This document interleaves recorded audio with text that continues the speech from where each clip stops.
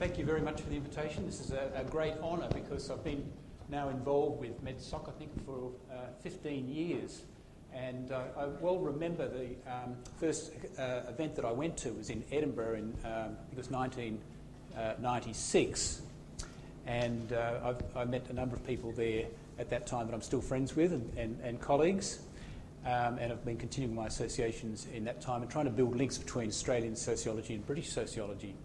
And one of the enduring memories from that period is I had a lunch with a group of medical sociologists, and I asked why it was that British sociology took the particular turn that it did and why it had a particular bias in its ways of understanding. It seemed to me that a lot of the sociological research was very applied, which is fine, very much tied to a health services type of agenda. And sometimes it was a bit difficult for me to see where the sociology was in terms of being a critical discipline. It was explained to me very quickly that sociology had been grappling with Thatcherism and that had shaped the field, and sociology had to adapt to that and reinvent itself. If we fast forward to 2008, we had a conference, very interesting event down in Sussex in Brighton, where we had some of the key figures in medical sociology, including Raymond Ilsley, Mildred Blackster. In fact, I was reading about Mildred back here as part of the group in the 70s and 80s that were leading the banner then. And there was John McKinley and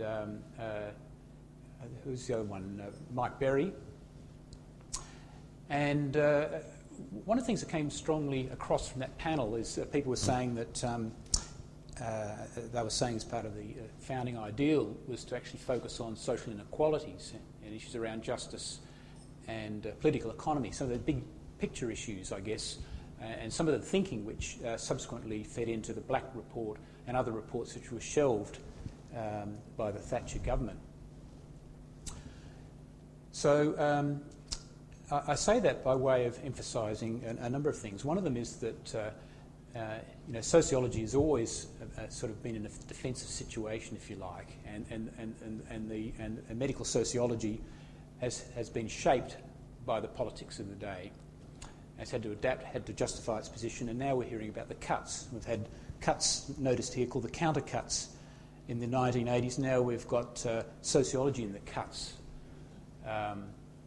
And people talked about Thatcherism, and of course we had Reaganomics, but now we reflect back, it's quite evident that it's Friedmanite neoliberalism that's always been the backdrop over that 30-year period. We live in a neoliberal period, and this might all seem irrelevant to bioethics, but I'm trying to set the scene for the discussion that we're going to have, because bioethics and sociology both operate in this context. So anyway, I'll move the discussion forward, and what I wanted to do is to talk about this context in a little bit more detail, and particularly this focus of modern Western economies on bio-knowledge, as I call it. And then I wanted to talk about some case studies and some areas in which I've been working in recent years, particularly in the UK, because I was at Plymouth between 2001 and 2008, where I undertook a number of projects, and I've continued that research in the field of biosciences since then. And I think that probably most interesting work that's been undertaken around bioethics and sociology of biosciences and biotechnologies has been undertaken in the UK at the moment. And I know there's work being undertaken throughout Europe and other places, but I think some of the most interesting work's being undertaken in the UK. So much of my comments and critique actually pertains to the UK, but I think some of the arguments have broader salience than that.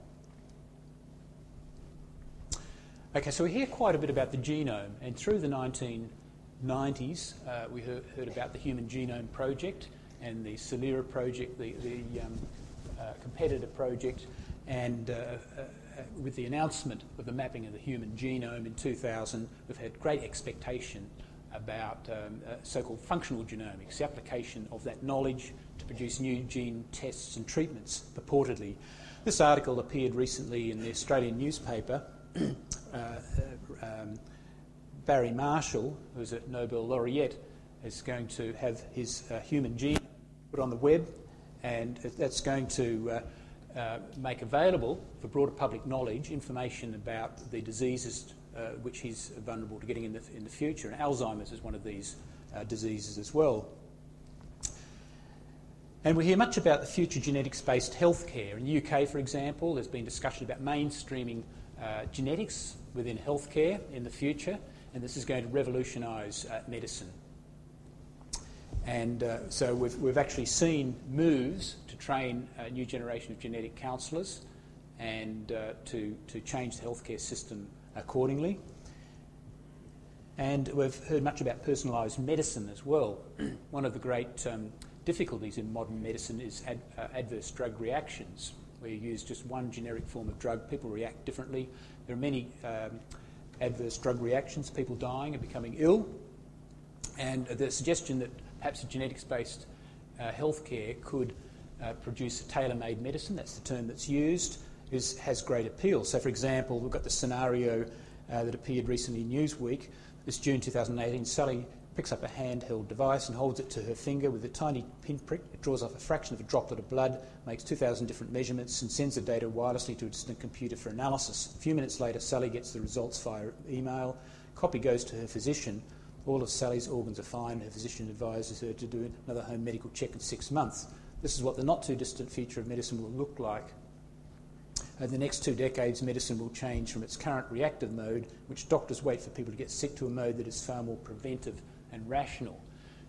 A couple of things to pick up here. This is a preventive form of healthcare that we're hearing much about, and this sense in which this is going to happen. It's inevitable.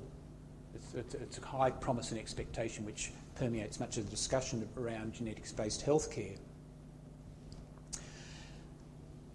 We've already got various developments in genetics, and I've called it here do-it-yourself genetics.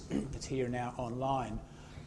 One can get genetic tests via the internet, and in fact one can get a personalised reading of their genome, as we saw in the case of Barry Marshall and the article that pertained to that. In this case, the article refers to BRCA1 and 2 genes for breast cancer. This woman had a double mastectomy on the basis of that information that was given to her, and women are undertaking these sort of radical sort of treatments as a result of this sort of information. So this is happening right now. And with stem cell research, we've heard much about that. Some social scientists in this room have been funded through the stem cell program, and this article appeared in The Guardian in 2005 when I lived here, which announced a UK breakthrough as a human embryo cloned. A scientist at Newcastle, in fact, is one of the players here. Another one is Huang, who's led a research team in Korea. You've probably heard about that as well. A short time after this, the scientist at Newcastle left for Spain. And there's various reasons as to why that happened. I've sort of made some inquiries around Newcastle. I've had various versions, but one of the purported reasons was that the scientist was disaffected by the university's presentation of his research, suggesting that this research was going to translate into usable therapies in the not-too-distant future. In the Huang case, there's been a number of articles written on this, including by Herbert Godvies, and there was a fraud involved in this. And one could argue that in both cases, the high expectations which have surrounded this field have led to certain types of practices, in one case fraudulent practices, and one kind of situation, unrealistic expectations generated, which led the scientists to actually pull the plug on their research in the UK, where they had the most promising stem cell research, and move overseas. And of course, this all has sort of interesting resonance with Huxley's Brave New World, originally published in 1932. And I read that again recently to remind myself, and one little section on that caught my eye. One egg, one embryo, one adult, normality. But a bokonoskified egg will bud, will proliferate, will divide from 8 to 96 buds, and every bud will grow into a perfectly formed embryo, and every embryo into a fully sized adult, making 96 human beings grow where only one grew before. Progress. This notion of regenerative medicine, of course, is that which underlies stem cell research and research on human embryos, and also this new field of induced pluripotent stem cells, which we'll talk about in a little while. Nanotechnology, of course, there's also a regenerative expectation within some of that work.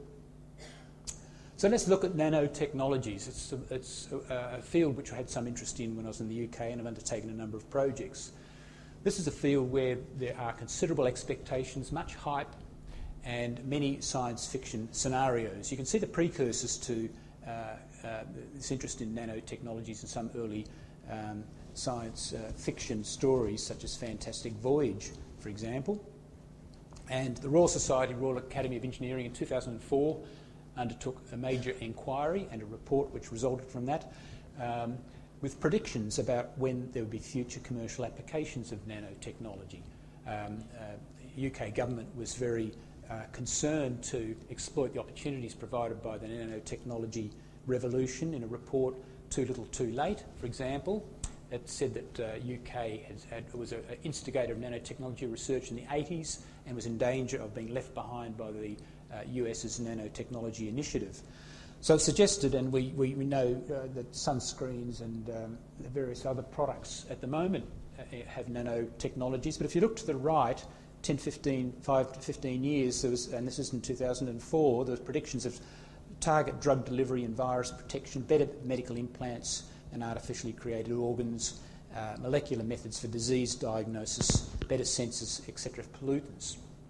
Nanotechnology is a very broad field which covers more than biomedical applications, but there's always been this expectation that we'd have much better drug delivery systems and ways of cleaning out clogged arteries, etc. So these are some of the biotechnological innovations which have become more prominent over the last couple of decades. And this is a period in which, particularly over the last decade, where sociologists have entered the debate.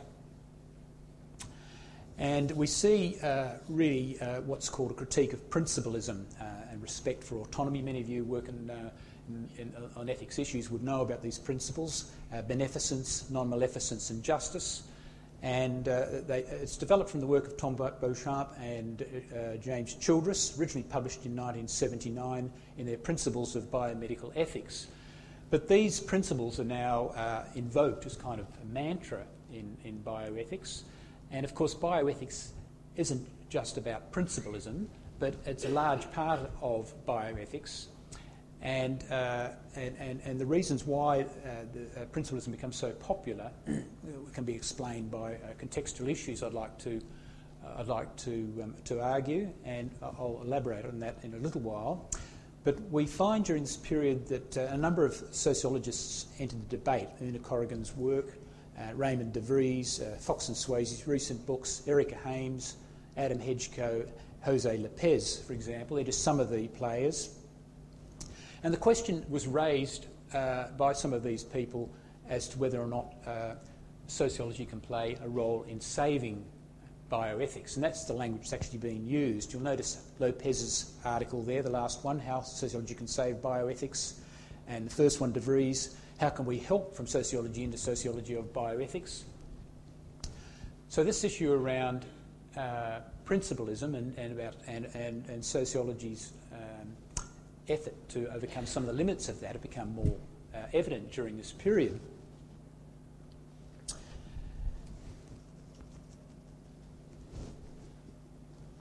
De Vries raised the question as to whether sociology should be taking what he called a handmaiden role, a sociology in bioethics, or whether it should be taking a more critical distance role, sociology of bioethics, analysing the meaning of bioethics, for example, and its place in medicine and society. This sort of mirrors the sociology in sociology of medicine debate that we've heard for so long.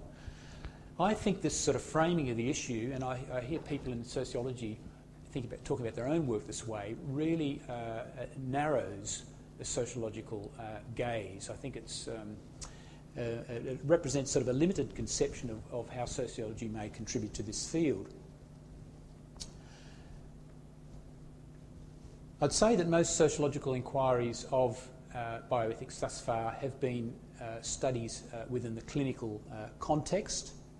We might call this clinical ethics, or other sites, sort of single research projects of limited scope and duration, which may be called research ethics.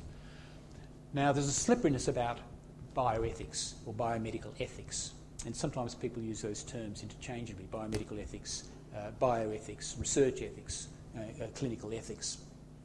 They can mean different things. Sometimes they're used interchangeably, sometimes confusingly.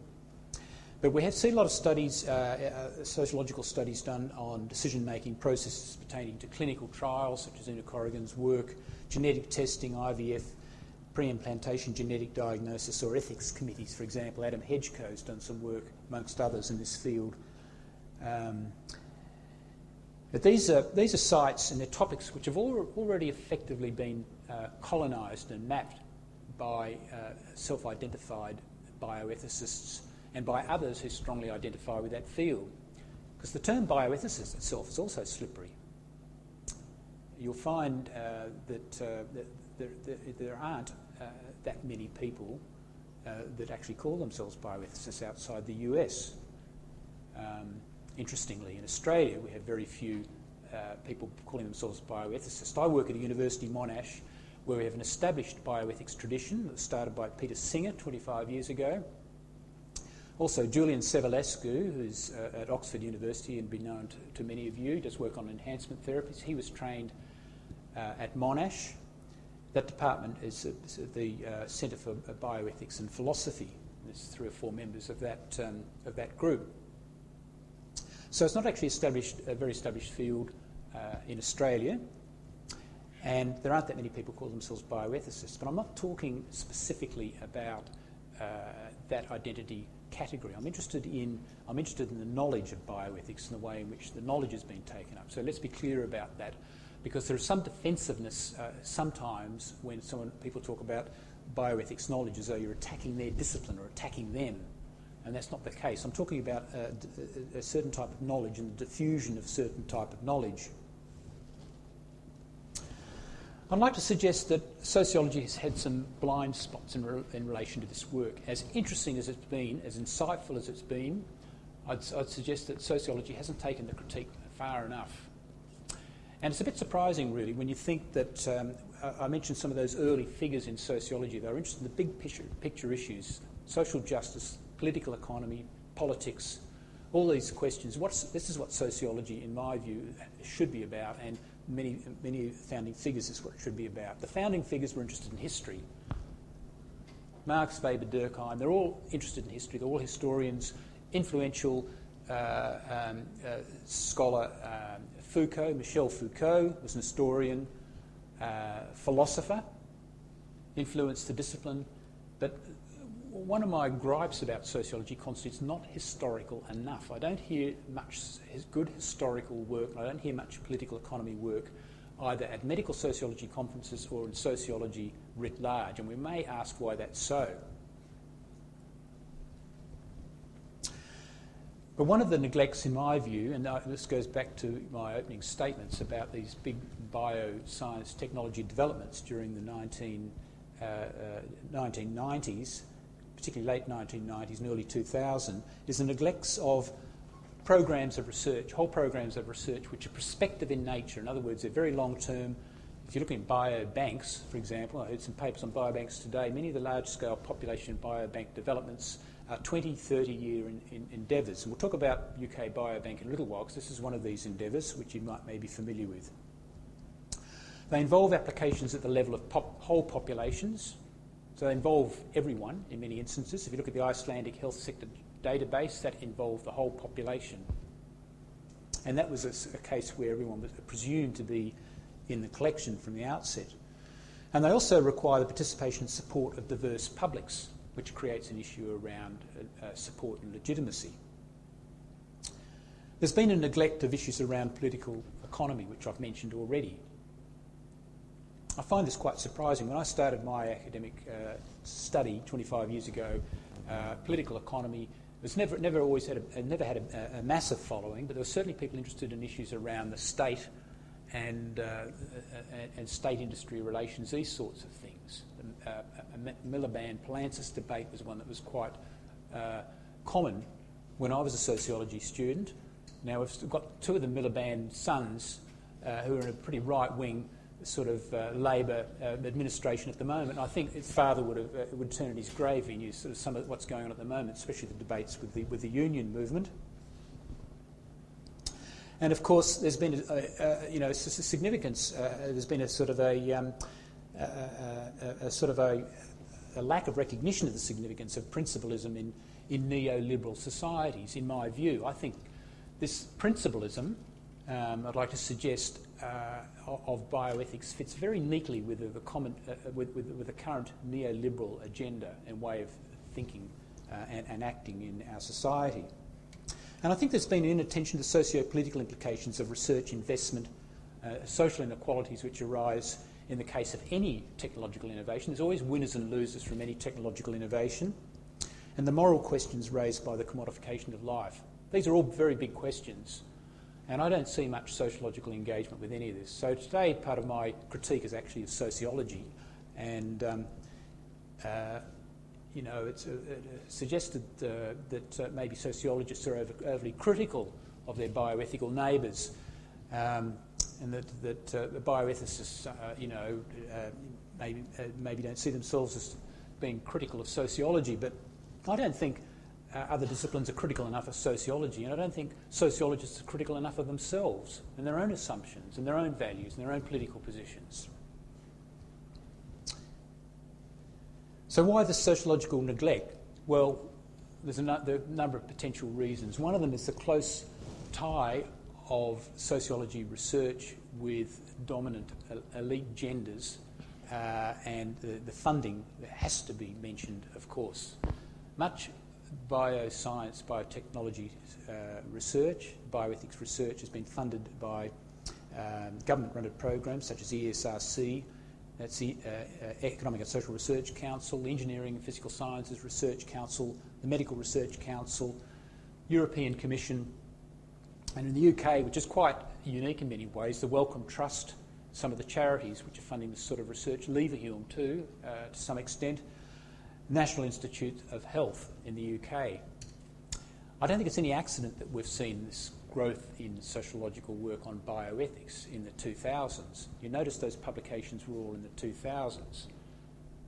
The government was funding research and encouraging social scientists to participate in that, and I think a lot of the research was closely tied to government initiatives, and often the program initiatives were pretty tightly defined. Funding had been ring-fenced in some cases for certain projects and programs.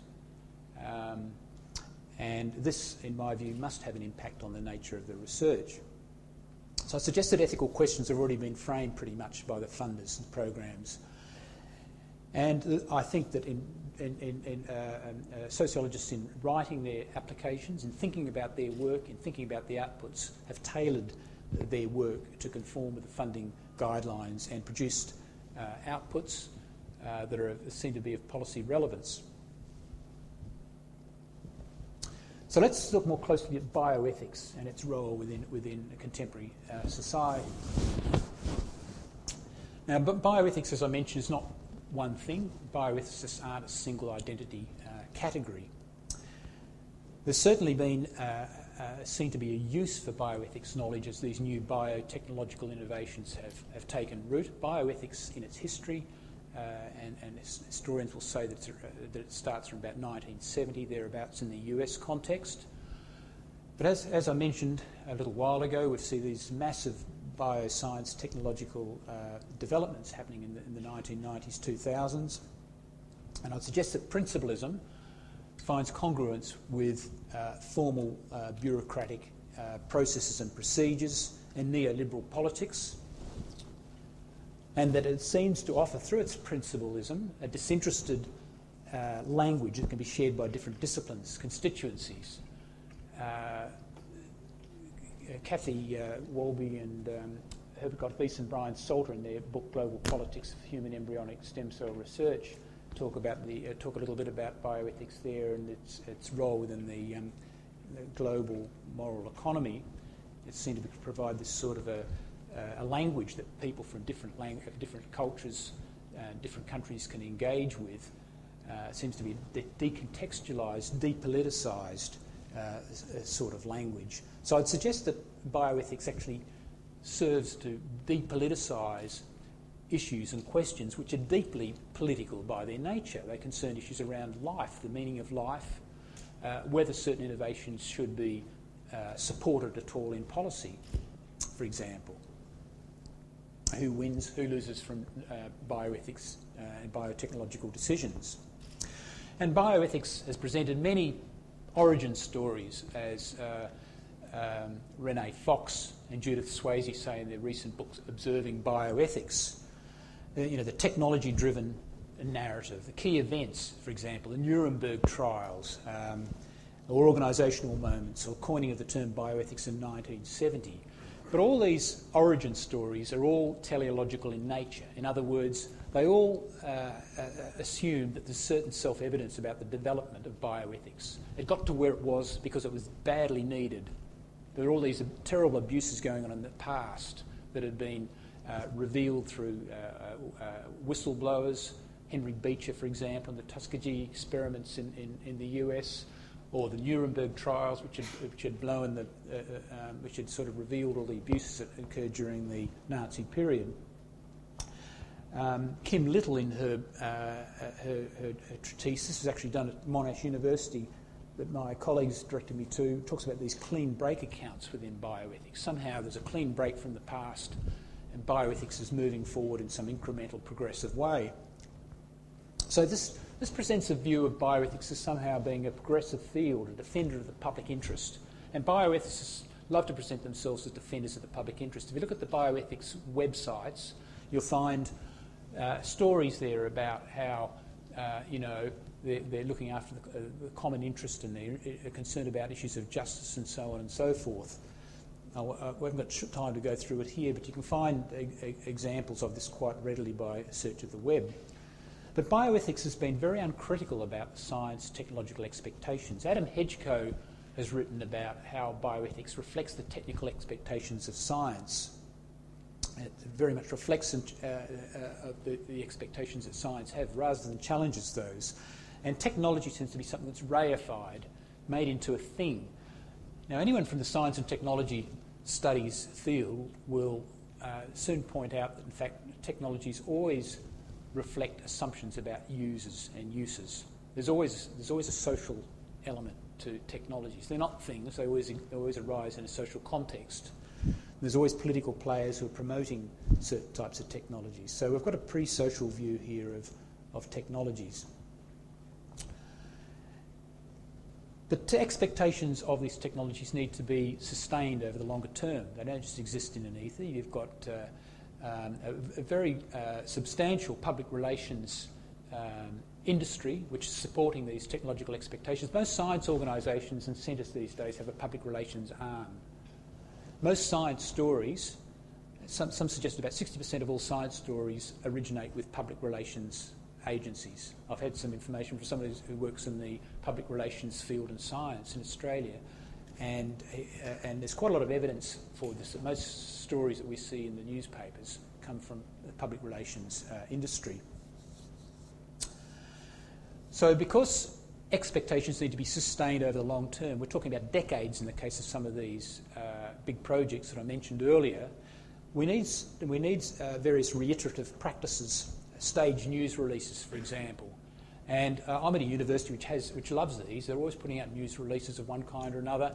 They announced $159 million for stem cell research the year before last, and all the politicians were there, and the media was there, and there was lots of coverage given to that, both in the local newspapers and also in the Monash memo, which is released every couple of weeks. We've got a very strong emphasis on translation. Scientists are saying, trust us, give us the money, we'll produce the goods, give us a year or two, in some cases. Some scientists are finding that that's actually working to their disadvantage, so being a little bit more circumspect in their claims.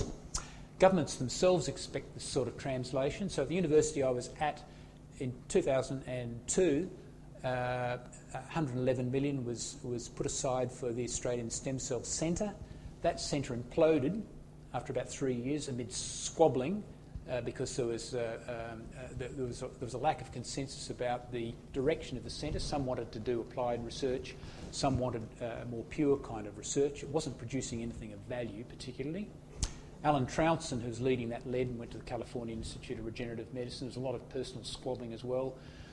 There's nothing to show from that $111 million, but despite that, the government put in another $159 million 18 months ago, just funded another initiative to $21 million through the Australian Research Council Special Research Initiative. So we have a successor to the Australian Stem Cell Centre, Stem Cells Australia. Now, could you imagine this happening in sociology? And a project, for example, for housing, social housing. Now, you could do a lot with that kind of money, with demonstrable impact. So this money's been shoveled into science with no accountability, in my view, no public accountability. You know, sociologists are sitting on the sideline. We've got bioethicists making occasional comment about the ethics of the use of human embryos, and we've got this public money basically disappearing down the gurgler. Okay, so a couple of case studies, and hopefully we've got plenty of time for discussion. I think I've already run over time, but we'll just go through this quickly. One's to do with post-genomic medicine and public health. For government, of course, we've got great expectations around this genomics field. As I mentioned, great expectations that it's going to produce the personalised medicine and new genetic tests in the future, and have all sorts of benefits for lifestyle, etc. And of course, it's all dressed up as in terms of empowerment for the individual.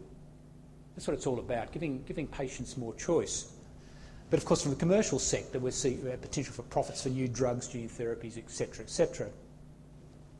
And we see in the UK, we had the white paper, Inheritance, Our Future, and various international developments in biobanks in many countries that have tried this experiment. We had all these massive biobank projects, all dressed up, and they're called flagship projects, big infrastructure projects, bags of money pumped into them.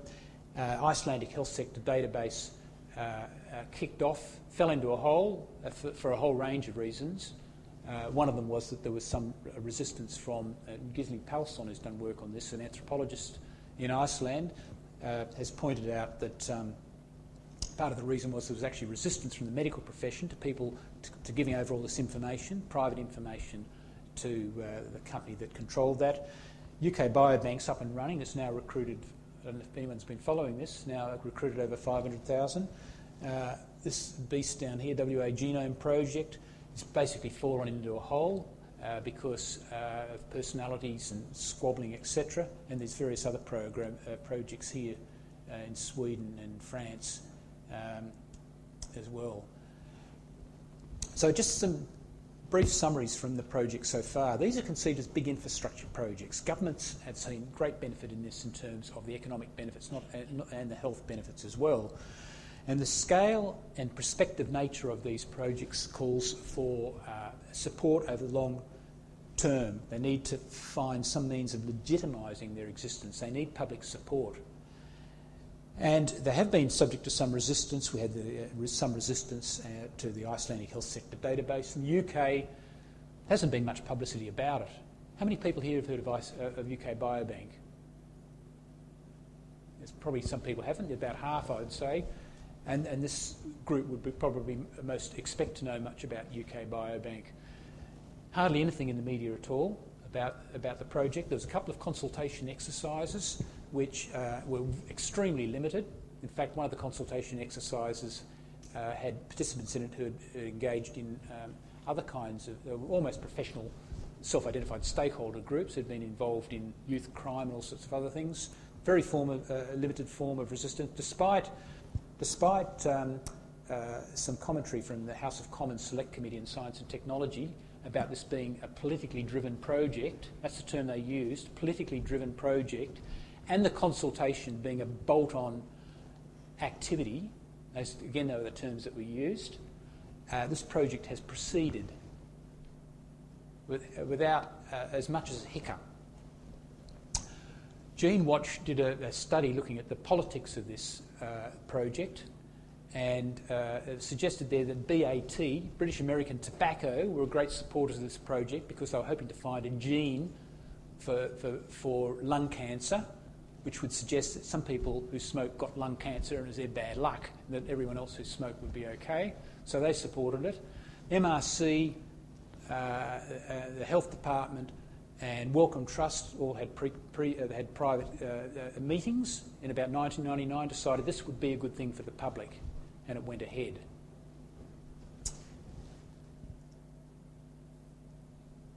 But of course, these projects often require private sector funding, and in the case of the Icelandic health sector database, Decode got into strife, fell over. It's been reinvented a couple of times. And what happens with these projects too, they change identity and they say, oh, we weren't about that in the first place, we're doing something else.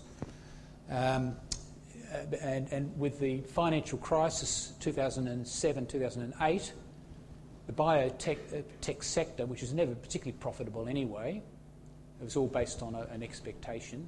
So there was an expectation bubble building up. Many of these biotech companies shares fell quite steeply, very suddenly. Now, if you look at the role of bioethics in biobanks, we've had much of the discussion from the bioethics community, and sociologists have contributed. It's been focused on the issue around informed consent. That's been the main issue, as though it were the only issue, which I think is a pretty limited framing of the whole area. I mean, there's a whole lot of much more important issues, in my view, that could have been dealt with, much more interesting sociological critical work. So there's been a narrowing of debate on the substantive issues of whether or not these kind of projects should be supported at all, the kind of view on life that's been promulgated through these biobank innovations, how best to engage communities, the likely winners and losers, so on and so forth. I won't talk any more about UK Biobank here because we're running out of time and I've gone on a bit long. But if we look at the conclusions of UK Biobank, it was very much an expert-driven project, limited forms of public engagement, as I said, single event types, and the ethical aspect has really received scant attention. Stem cell research. We've got people in this room who've done a lot of work around this area, and it'd be good to have some debate today and afterwards about this. This is a field with incredibly high expectations, where sociologists, like other people in social sciences, have benefited greatly from the various research projects which have emerged in the last few years. In 2009, the National Institute of Health spent $1 billion, double the 2006 expenditure, so money keeps being put into this field. And despite a number of clinical trials in progress, I think there's about 3,000 around the world, progress has been slow. Most researchers used adult stem cells rather than embryonic stem cell research. There's been this new field of induced pluripotent stem cell research, which in my view is an effort of the scientists to get around the ethical objections to cloning of human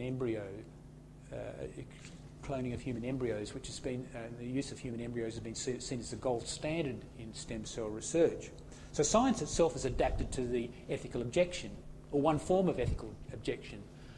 And the ethical objection, if you look at the Bioethics Journal, I've done a study of Journal of Bioethics, flagship journals of the US Bioethics Association, American Journal of Bioethics and Bioethics, the predominant focus, surprise, surprise, has been on the moral status of the embryo.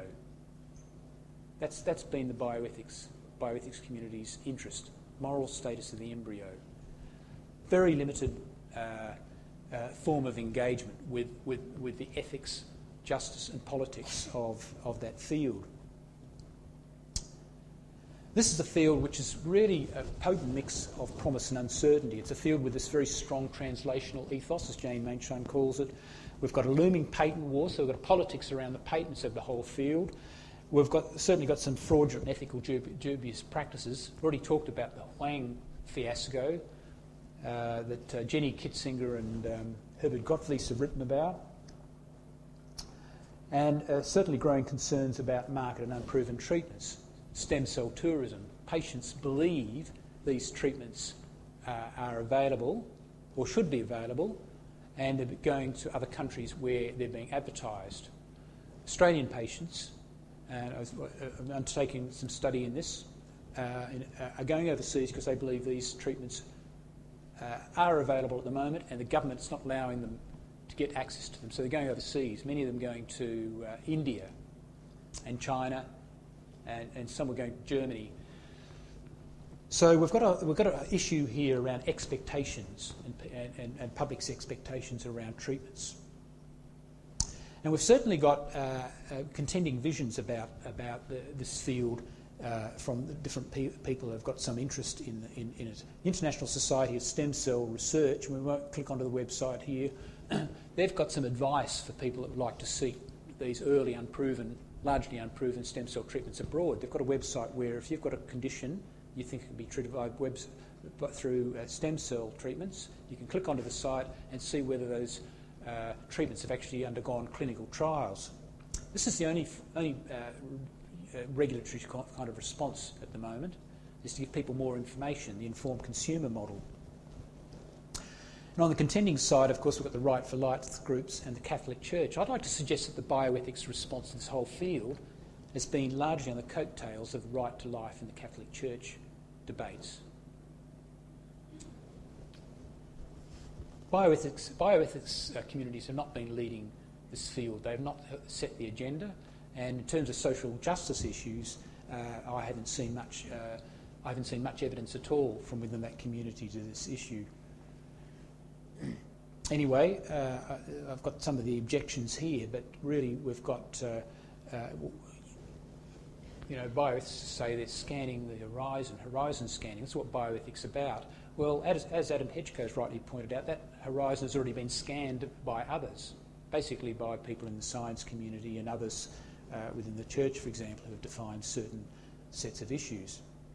The final example is nanotech, just briefly before we stop for questions, because I know it's a long presentation, a long time to listen to me.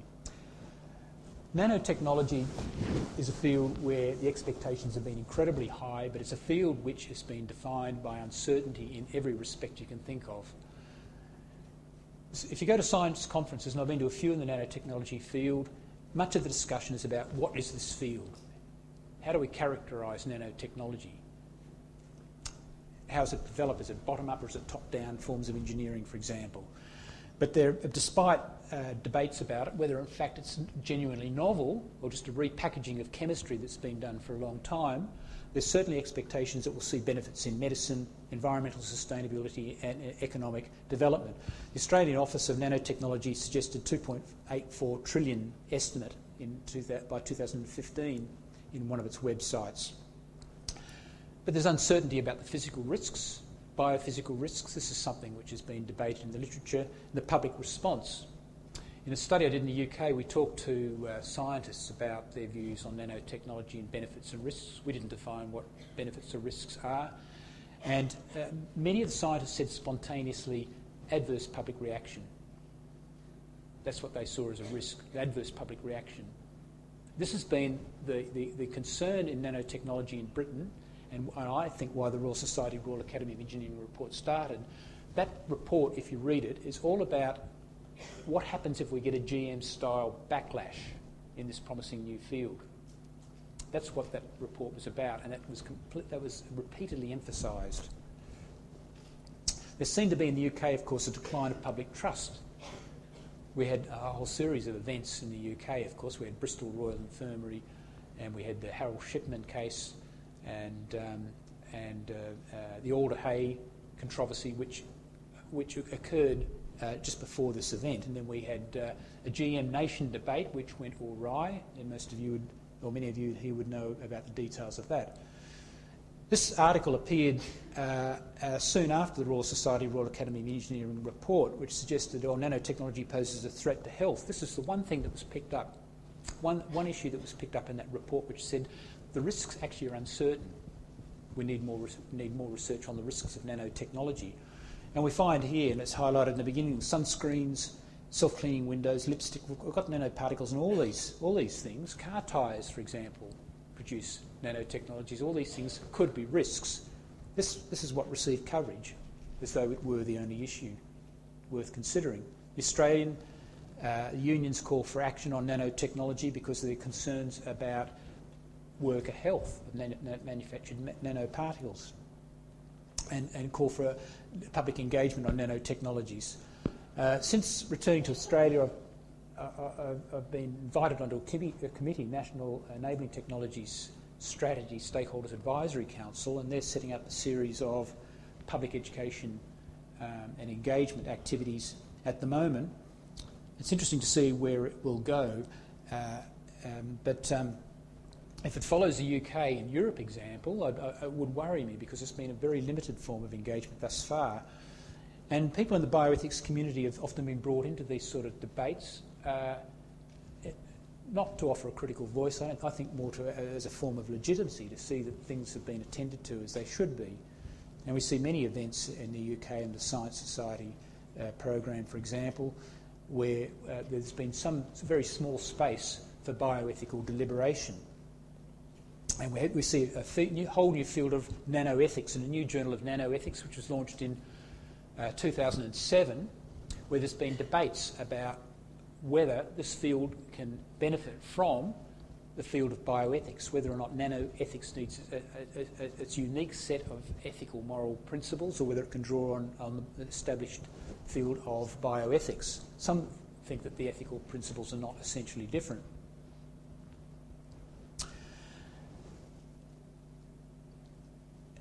So just focusing, this is the second last slide here before we go into questions, the politics of bioethics. So I'd like to suggest that, and it's been kind of a convoluted talk in many ways, that the frameworks and principles of bioethics are being used in overextended ways. Because you might say, well, look, bioethics has been useful. It's offered a set of principles we can use in research settings.